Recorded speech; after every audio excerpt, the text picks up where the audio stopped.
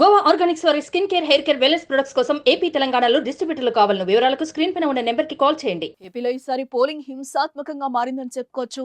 Majority స్థానాల్లో ప్రశాంతంగా సాగిన పలు ప్రాంతాల్లో మాత్రం హింస అయితే చెలరేగింది. పెద్ద ఎత్తున పార్టీల మధ్య కొట్లాటలు జరిగాయి. పోలింగ్ ముగిసినా కూడా ఇంకా వేడైతే చల్లారలేదు. ఇప్పటికే టీడీపీ, వైసీపీ శ్రేణుల మధ్య దాడులు జరుగుతున్నాయి. దీంతో ఈసీ అలర్ట్ అయింది. ఎన్నికల ఎపిసోడ్లో జరిగిన గొడవలను సీరియస్ గా తీసుకుంది. ఈ మేరకు ఏపీలో జరిగిన హింసాకాండలో ముఖ్యంగా 4 ఏరియాలను గుర్తించి యాక్షన్ తీసుకునేందుకు రెడీ అయ్యింది. తాడిపత్రి, మాచర్ల, చంద్రగిరి, నర్సరావుపేట ఘటనలపై తీవ్ర ఆగ్రహం వ్యక్తం చేస్తోంది.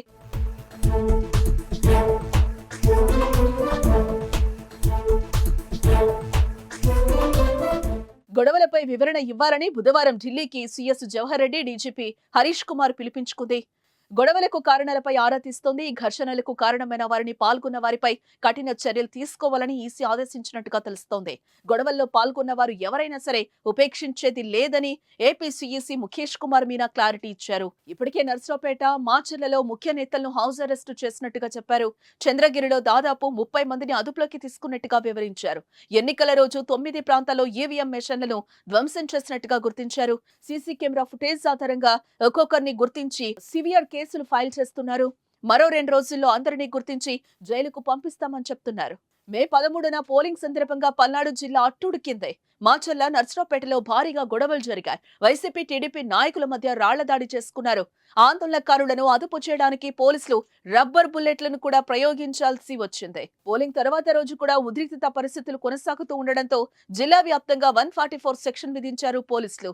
దాడులు నివారించేందుకు కేంద్ర బలగాలు రంగంలోకి దించారు. నేతలు పర్యటించకుండా ముందస్తుగా హౌస్ అరెస్టులు చేస్తున్నారు. నర్సరావుపేటలో ఎమ్మెల్యే గోపిరెడ్డి శ్రీనివాసరెడ్డి, టీడీపీ అభ్యర్థి అరవింద్ బాబును గృహ నిర్బంధంలోనే ఉంచారు. ఎమ్మెల్యే కాసు మహేష్ రెడ్డిని హౌస్ అరెస్టు చేశారు. ఎమ్మెల్యే పిన్నెల్లి రామకృష్ణారెడ్డి సోదరుడు వెంకటరామిరెడ్డిలను కూడా హౌస్ అరెస్టు చేశారు. తాడిపత్రి, చంద్రగిరి నియోజకవర్గంలో కూడా భారీగా భద్రతా బలగాలను మోహరించారు.